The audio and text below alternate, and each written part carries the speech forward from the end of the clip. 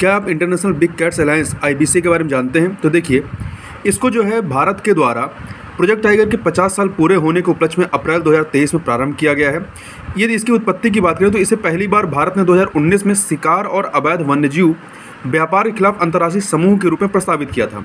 इसका उद्देश्य क्या है? इसका उद्देश्य है इंटरनेशनल बिग कैट्स अलायंस को 7 बड़े बिडाल वंशी मतलब बिग कैट्स, इसमें 7 बिग कैट्स कौन से हैं? बाघ है, शेर है, तेंदुआ है, हिम तेंदुआ, चीता, जगुआर और प्यूमा के संरक्षण के लिए इसको लॉन्च किया गया है। इसका लक्ष्य जो है उपर्युक्त 7 प्रजातियों के प्राकृतिक पर्यावास वाले 97 देशों को परस्पर सहयोग के लिए एक मंच पर एकजुट करना है। इसकी समय सीमा क्या है? तो यह 800 करोड़ रुपए से अधिक की गारंटीकृत धनराशि के साथ 5 वर्षों के लिए सुनिश्चित समर्थन प्रदान करेगा।